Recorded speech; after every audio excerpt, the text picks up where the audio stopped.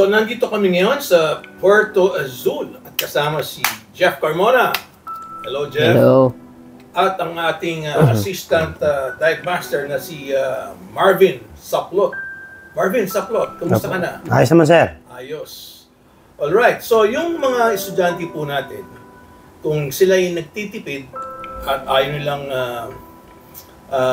magbayad ng resort, pwede natin silang ma-invite dito sa ating hideaway dito sa Puerto Azul. Yeah. Tama ba? Tama, sir. Okay, so nandito po kami ngayon. Ipapakita po namin itong aming hideaway dito sa Puerto Azul na kung mabilis po kayo magmaneho, 30 minutes papuntang Punta Fuego. Kung mabagal naman kayo magmaneho, mga 45 minutes dun sa winding road patungo sa Punta Fuego. Tama ba? Tama po. Tama? Tama? Tama, tama. Okay, kasi between Puerto Azul and Punta Fuego is only 33 kilometers. Ayan po ang aming dining, yung aming chef na si Marvin. Taas mo kamay mo, Marvin. Yan po ang aming chef. Lahat po ng gusto nyo masasarap na itlog. At corned beef, spam. Kaya po lutuin. Masarap ba yung spam niya? Okay naman, okay naman. Tostado. Ha? Tostado. Yan po ipapakain namin sa inyo dito. Masarap. Yung kanyang garlic rice, masarap ba? Okay, sino okay. nagluto ng garlic rice? Ako. Ikaw. Alright.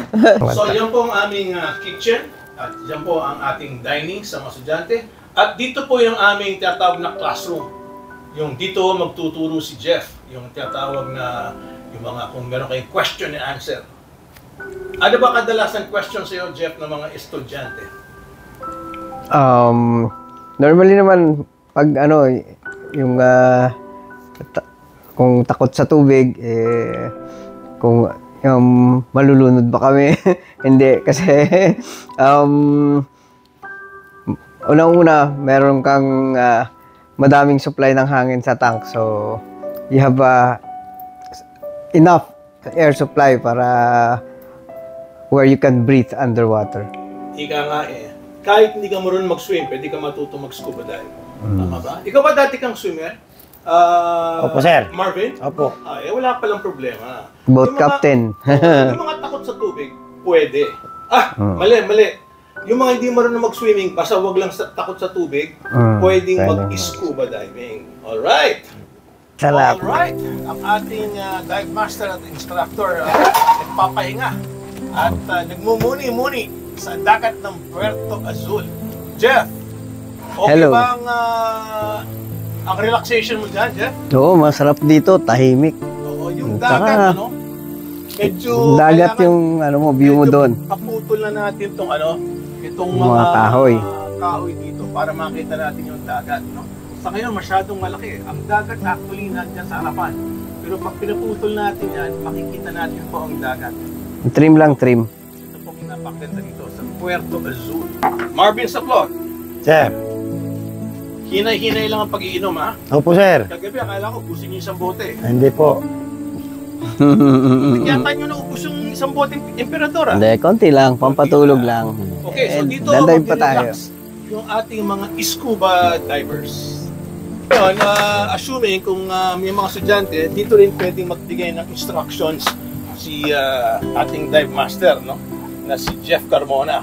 Kasi baka gusto ng ibang estudyante, pwede ba bang tinuturuan mo kami, nakikita namin ang dagat? Aba, pwede! Di ba? Pwede, Alright, pwede. so okay, sign. Okay, sir. Alright.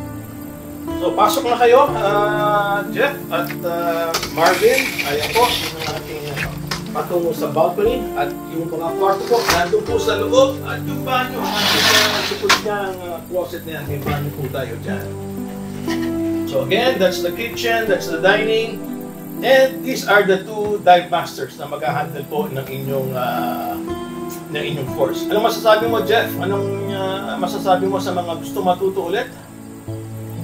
Pag gusto nyo i-discover ang scuba diving, contact us. Okay, yung ating phone number at saka yung contact details nandiyan po sa screen. At sigurado masarap ang pagkain na Opo, Marvin, sir. ha? Yes, sir. Hindi pwedeng overcook. Opo. Kailangan masarap na masarap. Yan po si Marvin Saplot. Alright. Maraming salamat.